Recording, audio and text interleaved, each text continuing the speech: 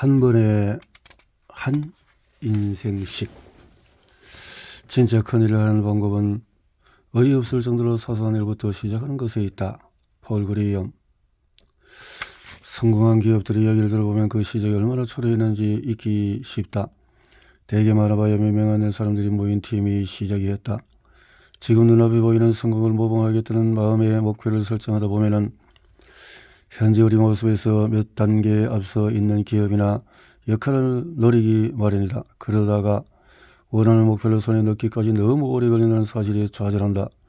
구축하는 단계는 건너뛰고 남들이 가진 영향력을 손에 넣고 싶어한다.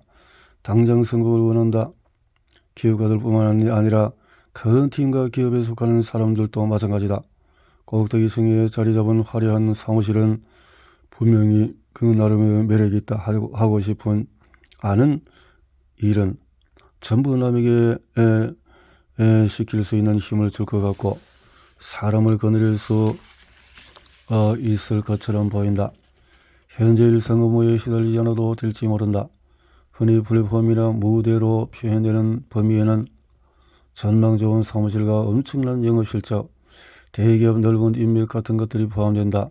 큰 플랫폼을 갖거나 무대에 서는 일 자체가 나쁜 것은 아니다. 좋은 일을 할 수 있는 훌륭한 기회가 될 수도 있다. 하지만 무대가 우리를 행복하게 만들 것이라고 우리가 치른 모든 고생을 보상하고 삶의 만족을 가져오는 열쇠가 될 것이라는 생각은 오해다. 이는 스포트라이트 마인드셋이 속삭이는 거짓말이다. 스포트라이트 마인드셋은 다음과 같은 이유로 무대의 필요성을 역설한다. 새로운 사업을 시작하기 위해서, 중요한 인물이 되기 위해서, 사람들에게 깊은 인상을 주기 위해서, 출세하기 위해서.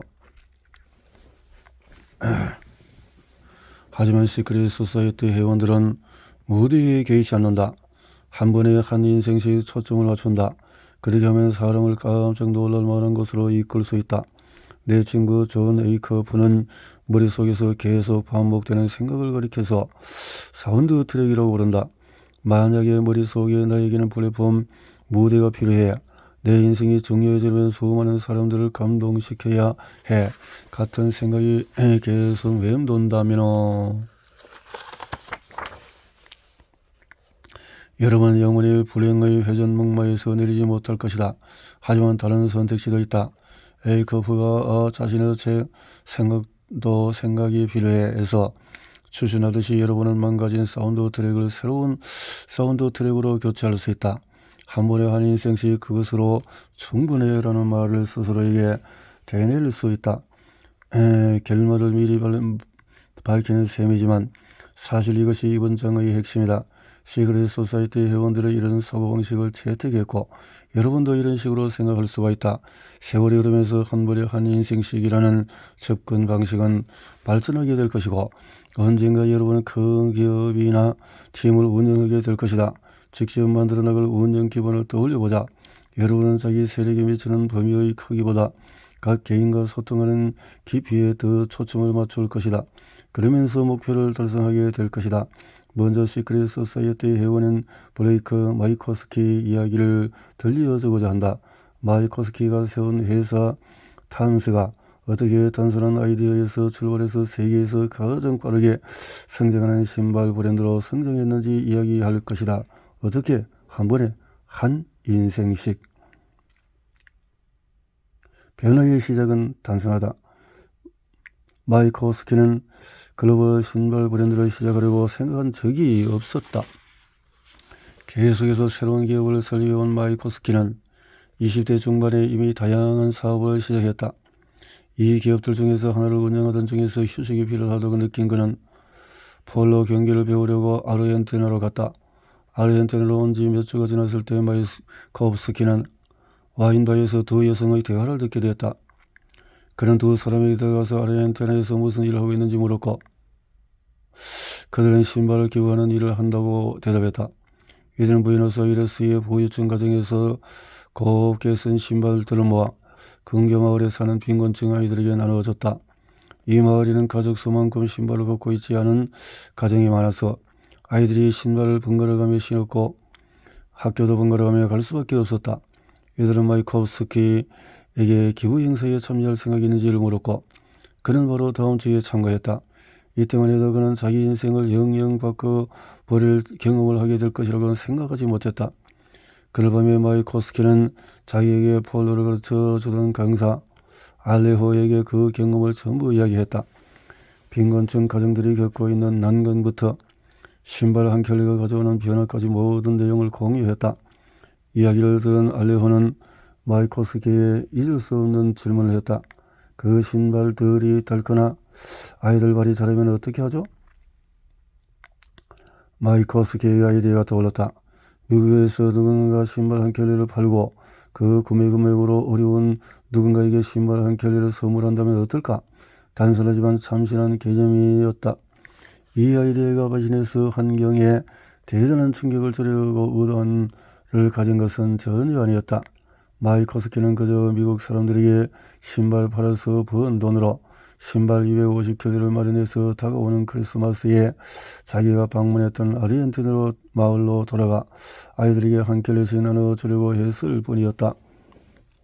알프를 같아 바다건조로 한마 윗부분으로 천으로 만드는 가벼운 신발인데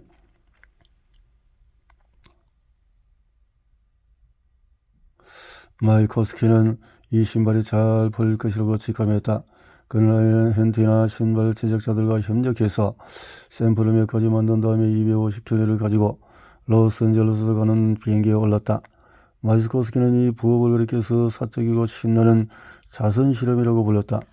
로스앤젤레스에서 마이코스키는 힘닿는 대로 알파르가타를 팔았고 소매업체인 아메리칸 렉도 매장에서 알파르가타를 판매하기로 했다. 오타가 아니다. 2200건이 들어왔다. 마이코스키가 가져온 250켤레를 훨씬 웃도는 주문량이었다. 이는 넘쳐나게 심각한 문제였다.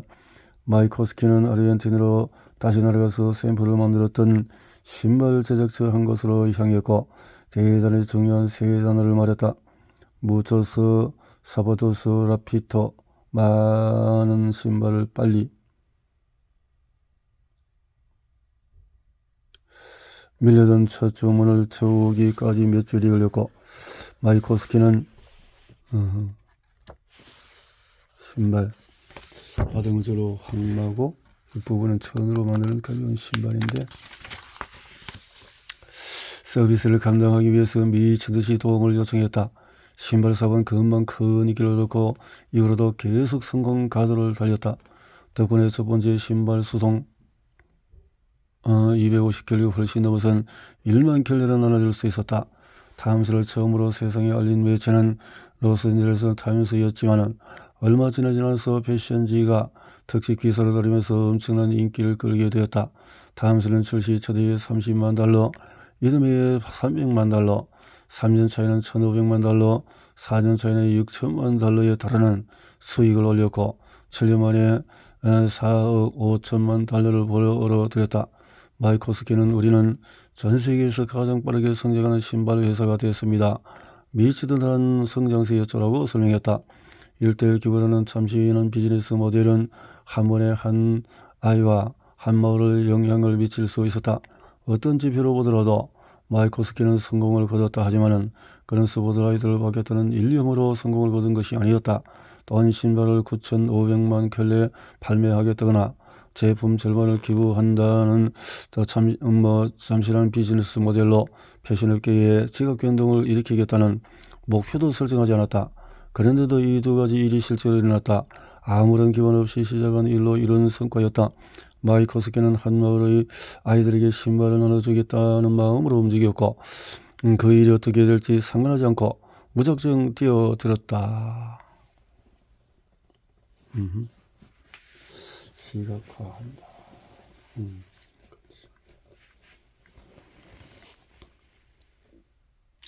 두 번째 기회. 베카 스티븐스는 힘겨운 어린 시절을 보냈다. 5살 때 음주운전으로 아버지를 잃었고 얼마 지나지 않아서 가족과 친했던 사람에게 성적인 학대를 받았다. 하지만 스티븐스는 이런 트라우마에 놀랄 만큼 잘 대응했다.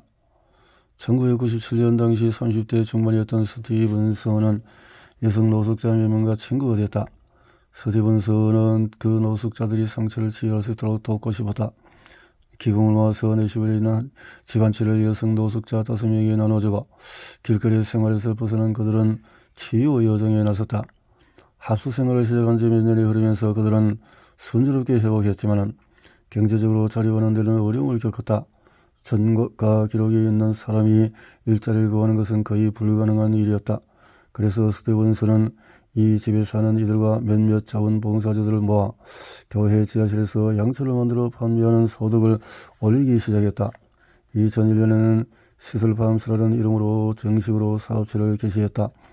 길거리에서 매춘부나 노숙자를 만났을 때 사람들은 무슨 짓을 했어요? 라고 묻기 쉽다. 이 질문에는 이렇게 살만한 짓을 했을 거야 라는 생각이 깔려 있을지도 모른다. 스티븐스는 시슬팜스에서 일하는 여성들 중에 오롯이 자기 잘못으로 길거리에 나온 사람은 없어요. 고장난 시스템과 망가진 공동체가 그들을 길거리로 내몰았어요. 시슬팜스에서 일하는 여성들은 평균 7살에서 11살 사이에서 강간을 당했고 11살에서 16살 사이에 처음 길거리로 나왔어요 라고 설명했다. 회복 과정을 거쳐서 지금은 시슬팜스에서 봉사활동 책임자로 일하고 있는 리자이너는 자기가 원해서 길거리 생활을 하거나 매춘을 하는 여성은 없어요. 그들의 과거를 거슬러 올라가 보면 하나같이 가진 것이 이것뿐이라거나 누군가의 사랑을 얻을 방법이 이것뿐이라고 느끼게 될 충격적인 일을 겪었어요 라고 말했다.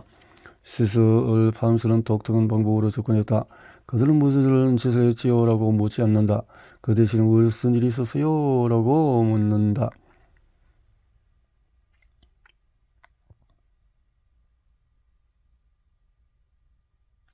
이런 접근법 덕분에 여성들은 트라우마를 극복할 수 있었다.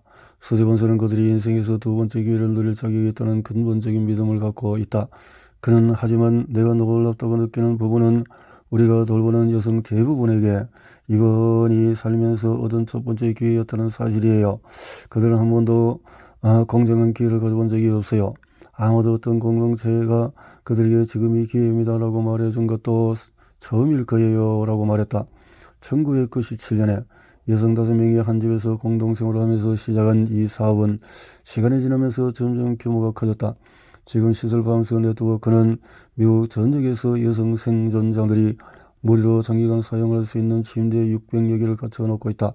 나아가서 30여 개의 기관과 글로벌 파트너십을 맺었고 다른 비영리 단체 5곳의 출범을 도왔다. 수천 명에 이르는 여성들이 학대와 마약 중독 매춘에서 해방되었다.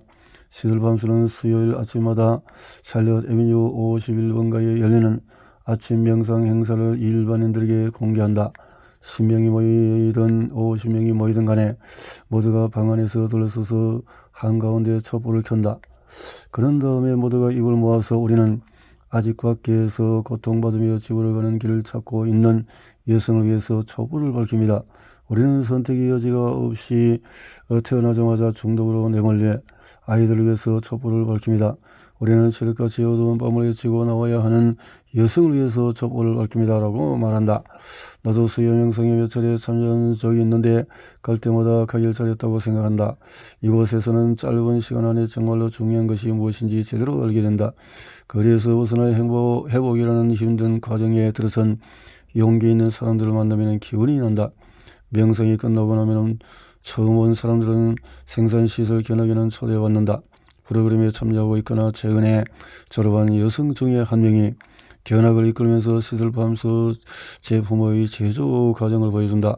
견학한 내자인 제니퍼는 설비를 돌아보면서 사람들에게 자기 사연을 들려주고 시슬팜스 덕분에 회복한 경험을 이야기한다.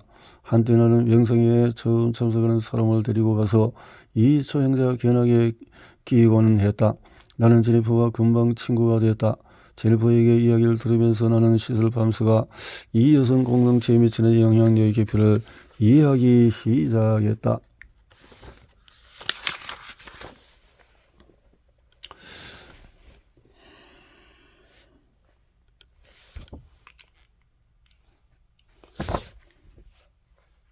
세상을 바꾸는 법.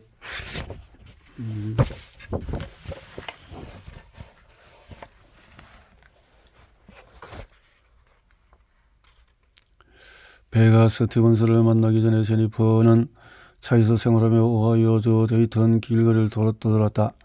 오늘 밤 차에서 기름이 거의 떨어져서 영하의 날씨에 열관이 곧 올 것 같았다. 가끔씩 시동을 걸어주지 않으면 차 내부 온도가 바깥 온도와 똑같이 떨어질 터였다. 제니퍼는 어쩔 수 없이 야간 쉼터로 향했다. 마지막으로 쉼터에 간 지가 너무 오래됐던 차의 위치가 기억나지 않았던 제니퍼는 누군가의 도움을 청하기로 했다. 신호등에서 멈춰선 제니퍼는 조수석 창문을 내리고 옆 차량에 타고 있던 젊은 여성을 불러 실례합니다. 여기는 노숙자 쉼터로 가는 길을 아세요? 길을 잘 모르겠어요. 라고 말했다.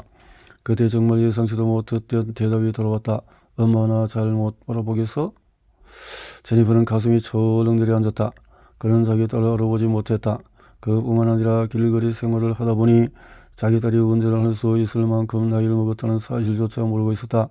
제니퍼는 그가 겪은 시간에 대해서 해고록에 이렇게 적었다. 지옥 같은 하루하루가 흘러서 어느덧 16년이 지났다. 나는 그 시간들을 기억할 수 없었다. 제니퍼는 수십 년 동안의 길거리에서 매춘부로 살았다. 제니퍼가 겪은 생적을 언급하자면 어릴 때 성적 학대와 신체적인 학대를 당했고 13살 때부터 혼자 살기 시작했다. 두 아이를 사산했고 친구 여럿이 살해에 당하거나 약물 과다 공격으로 죽었다. 수시간간과 구타를 당했다. 이 같은 일이 끝없이 이어졌다. 제니퍼는 의식을 잃을 때까지 취하겠다는 목표로 하루하루를 살았다. 아무것도 기억하고 싶지 않았다. 나는 이른바 신사 클럽이라는 곳에서 성매매에 종사하기 시작했다. 나 자신을 팔고 마약을 할 때마다 나의 일부분이 죽었다. 그 끝은 18년 동안 이어진 헤로인 중독이었다. 매춘, 노수, 교도소, 정신병동, 중독치료, 나는 거의 무의식에 가깝게 살고 있었다라고 설명했다. 어느 날 밤 믿었던 남자가 제니퍼의 머리를 창 밖으로 쳐박았다. 더는 견딜 수 없었다. 지긋지긋했다. 제니퍼는 가정 갖고 온 공중전화로 언니에게 전화를 걸어서 집에 가고 싶어라고 말했다. 제니퍼의 목소리에 절박함을 느꼈는지 언니는 그래 말했다. 제니퍼는 언니의 반응에 조금 놀랐다. 지금까지는 제니퍼는 돈이 필요할 때만 가족에게 전화를 걸었고 가족들은 제니퍼의 그런 생활 방식을 거부한다는 표시로 그를 피했다. 지원해주는 사람이 없다는 사실도 제니퍼가 길거리로 생활을 계속해서 하게 된 악순환의 원인이 되었다. 해결하지 않은 트라우마, 잘못된 판단하는 사람들이 모인 공동체 생활, 빈약한 외부 지원, 목적이 없는 삶을 그를 위험으로 끌어당겼다. 제니퍼는 여러 차례 자살을 시도했지만 신의 은총으로 모두 미수에 그쳤다. 그 사실만이 제니퍼가 자신이 아직 살아있는 이유가 있을 것이라고 믿는 근거였다. 생활이 안정된 제니퍼는 사제를 만나서 죄를 용서해달라고 빌기로 결심했고 언니가 차에서 기다리는 동안에 제니퍼는 사제와 2시간 가까이 이야기를 나눴고 한결 마음이 가벼워지는 것을 느꼈다. 차로 들어왔을 때 언니는 제니퍼가 그렇게 환하게 웃는 모습은 몇 년 만에 처음 본다고 말했다. 사제와 헤어지기 전에 제니퍼는 도움을 요청했다. 제니퍼가 겪은 모든 고난을 회복할 수 있는 곳이 어디인가는 분명히 있을 것이라고 믿었다. 다음날 사제는 제니퍼에게 전화를 걸어서 내슈빌에 갈 만한 곳이 있다고 말했다. 필요한 도움을 받을 수 있는 2년짜리 프로그램에 빈자리가 있다고 말이다.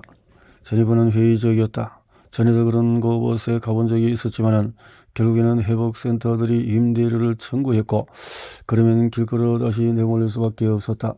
제니퍼가 아는 돈벌이 방법이라고는 자기가 벗어나고 싶었던 바로 그 일뿐이었기 때문이었다. 게다가 일단 다시 그런 생활 방식에 발을 들여놓으면 익숙한 그곳에 계속 머무르게 된다. 사제는 제니퍼시 이건 무료 프로그램이에요. 임대료를 받지 않아요. 아예 안 받아요. 라고 말했다. 제니퍼는 길을 의심했지만 한편으로는 이번에는 정말로 다른지도 모른다고 생각했다. 그날 밤이 몇 년 전이었다. 제니퍼는 데이턴 거리를 떠나서 오랫동안 살았던 삶에서 180도 방향을 틀었다. 중독과 며칠은 지나간 기억일 뿐이다. 그는 이제 그런 사람이 아니다. 배가 스티븐스 덕분이다. 세계전적으로 활동 범위를 넓힐 생각은 한 번도 한 적이 없었지만 바로 그런 일이 시들 밤새 일어났다. 스티븐스는 저서 사랑으로 치유하기 위해서 2년 동안 생존자들을 만나고 치유하는 사랑의 기적을 직접 목격하면서 나는 남은 평생 이 일을 할 것이라고 생각했다. 살아남은 생존자들을 새로운 힘과 부미를 얻었고 나는 그런 힘과 부미가 온 세상에 치유를 가져다 줄 수 있음을 깨닫더라고 밝혔다. 이 도시에서 저 도시로 뛰어다니는 무대 위에서 시들하면서 이야기를 전하는 스티븐스의 모습은 쉽게 찾을 수 있다. 스티븐스의 이정표를 본다면 어떻게 매일 지치지도 않고 그 모든 일을 해내는지 궁금할 것이다. 그렇게 감당해야 할 일이 많지만은 스티븐스가 돕고 있는 인생들은 그가 계속 나아가는 원동력이다. 제니퍼에게 베카 스티븐스에게 도움을 받지 못했더라면 지금쯤 어디 있을 것 같은지 물었을 때 그는 조금도 망설이지 않고 죽었겠죠. 베카가 없었더라면 죽었을 거예요 라고 대답했다. 스티븐스는 운이 좋았다. 지금까지 오랫동안 이 일을 해왔고 다시 일어나는 사람들을 가까이에서 지켜봤다. 만약에 스티븐스가 길거리에서 제니퍼 같은 사람을 단 한 명만 구했더라도 충분히 가치가 있는 일이었을 것이다. 한 번에 한 인생씩. 오래동안 일을 해왔지만 자기가 꿈꿔왔던 영향력을 미쳐보지 못한 사람들도 있을 것이다. 혹은 더 큰 플랫폼을 세우면 그때 거창한 아이디어를 펼쳐보려고 기다리는 사람도 있을 것이다. 그냥 한 인생으로 초점을 옮기면 어떨까? 의미 있는 삶을 살아가려면 어떤 무대나 플랫폼이 있어야 한다는 생각에 사로잡히기 쉽다. 세상을 바꾸는 사람이 되어야 한다고 생각한다. 하지만 세상이 꼭 수백만 명의 사람을 의미하는 것은 아니다. 세상이 베카 스티븐스는 제니퍼의 세상 전부를 바꿨다. 넓은 세력 구매를 갖지 못하면 성공하지 못할 한 것이라고 말하는 외부의 목소리를 거부하자 꼭 무대가 있어야만 영향력을 발휘할 수 있는 것은 아니다.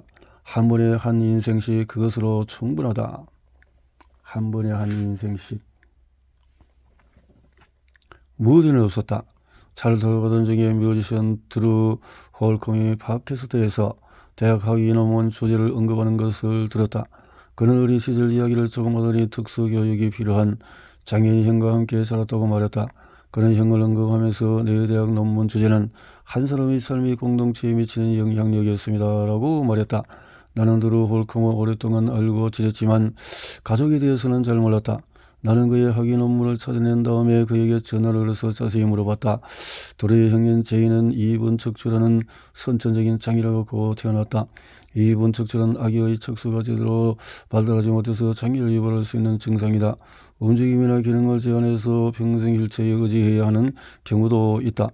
2분 척추 진단을 받은 사람이 30대 생존을 하는 일이 드물고 대부분 어린 나이에 사망한다. 남다른 13년을 살았던 제이 역시 안타깝게도 어린 나이에 세상을 떠났다. 제이의 장례식에는 수천 명이 그의 삶을 기다리고자 참석했다. 어째서 그렇게 많은 사람들이 장례식에 참석했을까? 제이는 세상에 주목하라고 말하는 득점판에 에너지를 쓰지 않았다. 그 대신에 전화통화, 질문, 미소, 수많은 작은 친절을 차근차근 관계에 정립했다. 장례식에서 제이의 아버지는 추도사를 통해서 제이가 남긴 보물에 대해서 이야기했다. 제이는 직업이 없었고 재산은 $400가 전부였습니다. 스포츠 팀에서 뛴 적도 없고 여자친구를 사귄 적도 없었던 데다가 몸매가 멋있지도 않았죠. 제이는 세상이 성공이라고 말하는 것들을 이루지 못했지만은 수많은 사람이 기억하고 애도하는 가운데 위풍당당하게 세상을 떠났습니다. 그는 제이는 많은 이웃을 곁에 두고 눈을 감았습니다. 라는 한마디로 추도사를 마쳤다. 제이에게는 그 어떤 플랫폼도 없었다. 그는 14번째 생일을 사흘 앞두고 세상을 떠났다. 그래서 한 공동체 전체에 영향을 미칠 방법을 찾았다. 거기에는 어떤 무대도 필요하지 않았다. 어디서 시작해야 할까? 지금 당신이 있는 바로 그곳. 스포트라이트 마인드에 사로잡힐 때 우리는 사람보다도 지위에 초점을 맞춘다. 지위에서 얻는 가치에 초점을 맞출 때 우리는 절대 만족하지 못한다. 스포트라이트 마인드셋에 빠졌을 때 우리는 다음 단계에 더 큰 무대로 올라가려고 아등바등한다. 일단 내가 부정으로 승진하면 이 문제를 바꿔볼게요. 팔로워수가 0명이 되면 내 열정을 공유하기 시작할 거예요. 일단 그 일을 해내고 나면 영향을 미칠 수 있을 겁니다. 내가 보기에는 그 무대를 목표로 삼는다는 자체가 주객전도 같다. 삶을 바꾸는 아주 작은 영역 하나하나가 모두 중요하다. 우리는 거기에서 시작할 수 있다. 완벽한 일자리를 갖거나 승진할 때까지 기다릴 필요가 없다. 지금 당장 변화를 가져올 방법을 찾을 수 있다. 이런 태도 변화가 많은 사람들의 삶을 바꿀 것이다. 브레이크 마이코스키와 베카 스티븐스 이야기에서 가장 인상적인 부분은 현재 상당한 영향을 발휘하는 위치에서 활동하고 있는 두 사람이 그 자리까지 SM에서 올라간 것이 아니라는 사실이다. 그들은 개인에게 초점을 맞춰서 접근했고 시간이 흐르면서 그 개인들이 수백만 명에 이르는 사람들의 삶에 엄청난 영향을 미치게 되었다. 제이 홀컴 그리고 그가 관계를 맺었던 사람들도 마찬가지였다. 우리가 어떤 궤도를 따라서 살아가던 시크릿 소사이어티는 작은 것에서 시작하고 우리 위치가 아니라 영향을 미치는 대상을 기준으로 자기 자신을 판단하라고 권한다. 한 번에 한 인생씩.